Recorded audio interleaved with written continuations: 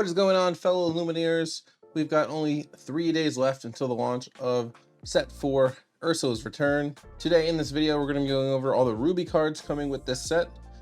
Without further ado, let's get right into it. Starting off, we have a new Beast card. It is going to be Beast Wounded.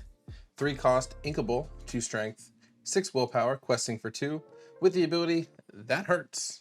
This character enters play with 4 damage. Very similar to the Mother Gothel that Ruby also has. Good combo with Rapunzel, and you get a little bit extra synergy because it is a Beast card. Next up, we have a new Benja card. It's Benja Bold Uniter. 4 cost, inkable, 5 strength, 3 willpower, questing for 1 lore. And then from Mulan, we have Zhao, Mulan's father. 2 cost, inkable, 0 strength, 4 willpower, questing for 1. 2 abilities on this card. First one's going to be War Injury. This character can't challenge. And the second ability, Head of Household. Exert, ready character named Mulan. She can't quest for the rest of the turn. This is a pretty cool card that we can combo with the new Mulan coming in this set that we will be looking at in just a little bit. Following up on that, we've got Flynn Rider, Frenemy. He is a 2 cost, inkable, 2 strength, 2 willpower, questing for 1 lore, with the ability Narrow Advantage. At the start of your turn, if you have a character in play with more strength than each opposing character, gain 3 lore. This is a pretty interesting ability. I can see late game this being used after a board wipe to get a couple extra lore, maybe put you over the edge, get you to 20 on your turn. Pretty cool. And then a card that we're really excited about, it's Goofy. It's going to be Goofy Super Goof. He is 4 cost, inkable, 2 strength, 4 willpower, questing for 1. He has Rush, so he can challenge on the turn he's played, and he has the ability Super Peanut Powers.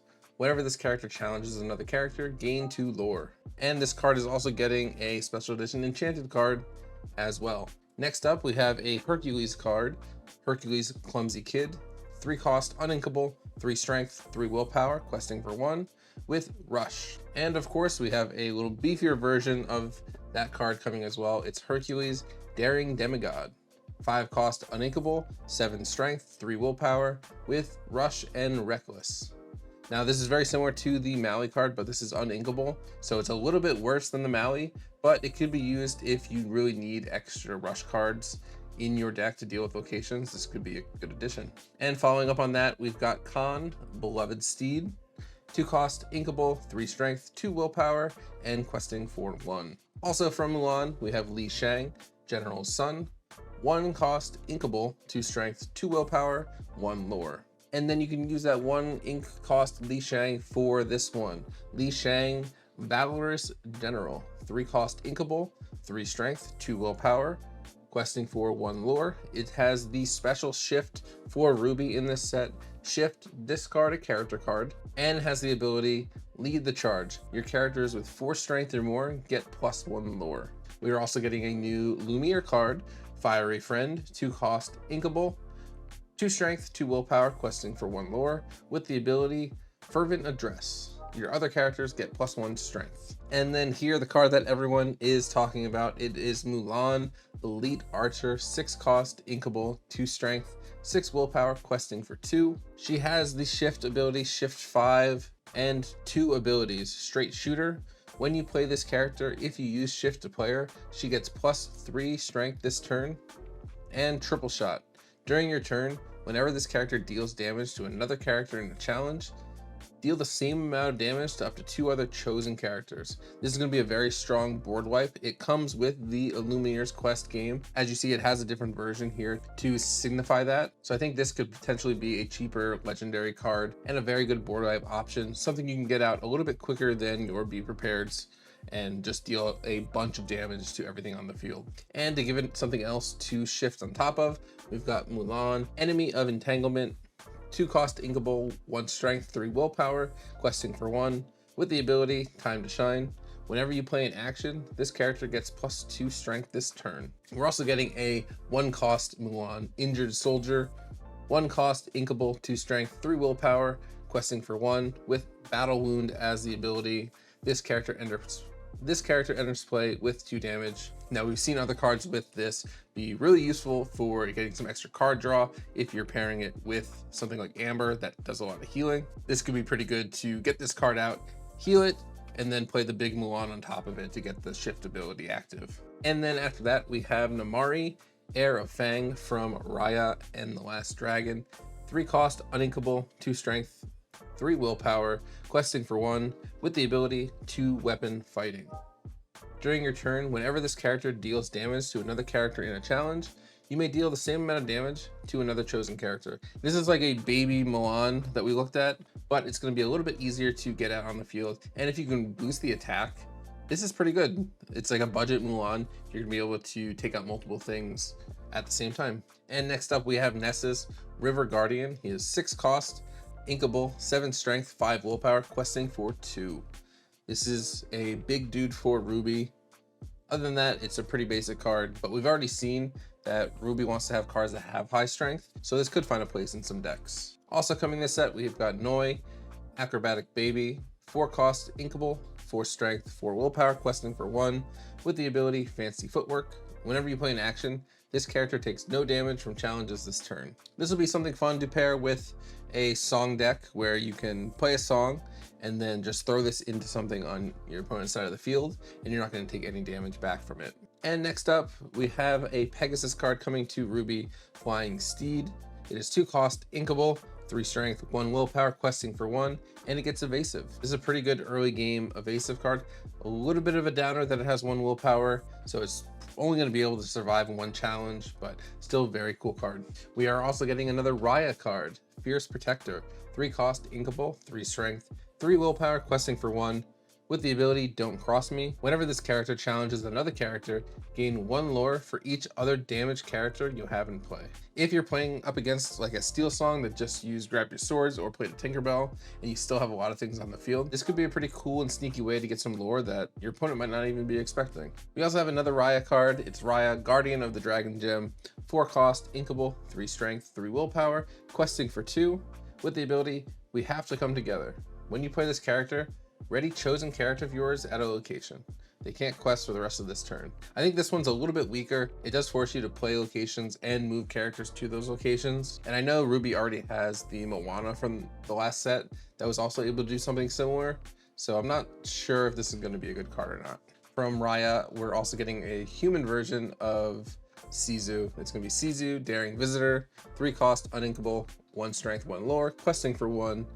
She does have evasive and the ability Bring on the Heat. When you play this character, banish chosen opposing character with 1 strength or less. Now, coming out on turn 3, you might be able to get rid of one of the pesky cards that your opponent is playing, maybe like a Merfolk, or you can get rid of like a Captain Hook or a Rafiki that only have Challenger, so their base strength is really low. Other than that though, I don't see this having as much of an impact as some of the other cards that Ruby has for control, like your Madame Medusas or your Tremaines. We'll have to see. Maybe if super aggro is meta in set 4, maybe this gets a lot more popular because you can deal with those very easily. We're also getting a Sizu Emboldened Warrior, 3 cost, inkable, 1 strength, 4 willpower, with questing for 2, with the ability Surge of Power. This character gets +1 strength for each card in opponent's hand. This card's pretty nice. It allows you to benefit from your opponent having all that card draw. It might make it a little bit more difficult for them to take out because it does have 4 willpower and it could pretty much challenge anything that they're going to put down. We are also getting an 8 cost Sizu Empowered Sibling, 8 cost, uninkable, 5 strength, 4 willpower, questing for 3. She does have Shift 6 and the ability I Got This. When you play this character, banish all opposing characters with 2 strength or less. This is very similar to the 3-drop that we looked at, but obviously a lot stronger. You can get this out on turn 6 or sooner if you're playing with Sapphire. This could be a good way to wipe the early game that your opponent's setting up, and now you have something that's questing for 3 on your side of the field. It's also getting an enchanted version of the artwork. Very cool looking card. Next up we have Tong, Survivor from Raya and the Last Dragon, 4 cost, uninkable, 3 strength, 6 willpower, with the Reckless tag. Usually we see Reckless characters with high strength. It is a tankier card with Reckless, so you'll be able to use it multiple turns. It's not going to be able to take anything out per se in one go late game, but pretty interesting card. And then one of my favorite characters from Raya and the Last Dragon, it's Tuk Tuk, Lively Partner. 3 cost, inkable, 2 strength, 3 willpower, questing for 1. It has evasive and the ability On a Roll. When you play this character, you may move him and one of your other characters to the same location for free. The other character gets +2 strength this turn. In a deck where your locations might cost a lot to move characters there, this could be a really good and fun card to have come out on the field, especially if your other character that you're using has some sort of special interaction with locations. And that's it for the characters that Ruby is getting this set. Now on to the actions and songs. First up, we've got A Pirate's Life. 6 cost, inkable. It does have sing together 6, so you can use more than one card to sing this. And it reads, each opponent loses 2 lore, you gain 2 lore. This is a very expensive card for what it does. Maybe this is something you can throw in with your Aladdins from the earlier sets if you really wanted to play a stall game. Other than that, I think it's pretty expensive for what it's giving you. And next up, we have another Scar song for Ruby. It is Be King Undisputed. 4 cost, uninkable. Each opponent chooses and banishes one of their characters. So obviously a lot weaker than Be Prepared, but you're still getting a similar effect where your opponent has to get rid of something. Could be very strong if there's only one thing on the board. Also coming this set, we've got an action Brawl, 3 cost, inkable, with the ability banish chosen character with 2 strength or less. This is something I've seen with a lot of the characters and actions for this set. You've got either a character with this ability or you have an action that does it. This could be fun to throw into your deck early game. It feels a little bit bad because it's not a song, so it can't be sung. So using 3 ink on this might not be the best plan, and we'll see if it's really useful. Maybe this fits into a deck as a one-off or a 2 of, just in case you play against something aggro. Moving on now to the items for Ruby, we have Imperial Proclamation. It is 1 cost, inkable, with the ability Call to the Front. Whenever one of your characters challenges another character, you pay 1 ink less for the next character you play this turn. I can only imagine this card being used with a Scar, where your Scar is taking out everything on the board. And because it challenged 4 or 5 times, now whatever you're playing is 4 or 5 less than what you have. Really cool card. I think this is going to be something that is definitely used, especially if you're running like a Scar or something that wants to challenge and not relying just on its abilities. Also coming this set, we've got Medallion Weights with the ability Discipline and Strength. Exert this item and pay 2 ink. Chosen character gets +2 strength this turn. Whenever they challenge another character this turn, you may draw a card. Again, pairing very well with your Scar, where they're able to challenge multiple times in a single turn. This could be something that's really strong. And then another item that Ruby is getting is the Plank. 3 cost, uninkable, with the ability Walk. 2 ink, banish this item and choose one. You can either banish a hero character, or you can ready a villain character that can't quest for the rest of the turn. I'm not as sold on this card because it has 2 very specific tags that need to be met. Now, heroes are very, very common, but if you're going up against a deck with villains or with not really standout heroes, you're never going to be able to use this. You also can't ink it because it's uninkable, and then you have to be playing a villain deck to even be able to use this card. Not a big fan of this, although obviously you would never play this if you weren't playing villains. So I think this one's hit or miss. And then another 1 cost item coming to Ruby is Vitalosphere. 1 cost, inkable, with the ability Extract of Ruby.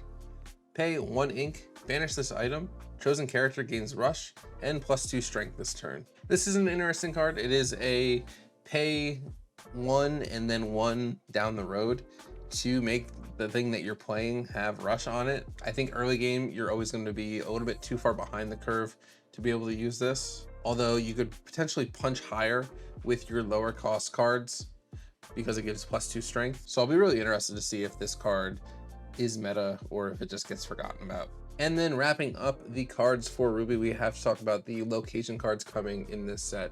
First up, from Tangled, we've got the Snuggly Duckling, Disreputable Pub, 2 cost, inkable, 2 to move, 9 willpower, with the ability Routine Ruckus. Whenever a character with 3 strength or more challenges another character while here, gain 1 lore. If the challenging character has 6 strength or more, gain 3 lore instead. Again, there are so many cards that play right into that Scar's wheelhouse, where you can just keep attacking over and over and over again, and you're getting all these bonuses. Maybe you use that Tuk Tuk to move Tuk Tuk and Scar onto the Snuggly Duckling, and then he just gets to run free through the opponent's field, gaining 3 lore with everything that it's challenging. And then it's getting a beautiful artwork enchanted card as well, just like the Pride Lands got in the last set. Snuggly Duckling, we love Tangled here on the channel. Going to be looking for this card in particular. Very, very cool. Then finally, the last card that we have here coming to Ruby in Ursula's Return is Training Grounds Impossible Pillar. It is a 1-cost inkable, 1 to move, 5 willpower, with the ability Strength of Mind. Pay 1 ink. Chosen character here gets +1 strength this turn. This is just a very basic location card. I can see this being a little bit more expensive because every turn you're going to need to be playing that 1 ink in order to get the ability. Otherwise, it's a little useless. It's also going to be a little useless for your characters that are just sitting here. When somebody attacks you on their turn, you're not going to have that extra strength. So I think this one's a little bit of a lackluster card to end on here. But what do you guys think about all the cards coming to Ruby in Ursula's Return? Tomorrow, we're going to be going over the Sapphire cards coming out with the set. And be sure to tune in on Friday when the set releases. We are going to Disney Springs. We're going to try and get as much as possible to open up here on the channel. The big things that we are looking for are the co-op game, the Illumineers Quest, and if we can get our hands on the playmats, we'd love to have those as well. We do have a box pre-ordered at our local card shop. So very exciting things coming to this channel. Be sure to like this video and subscribe, and I'll see you guys next time. See ya.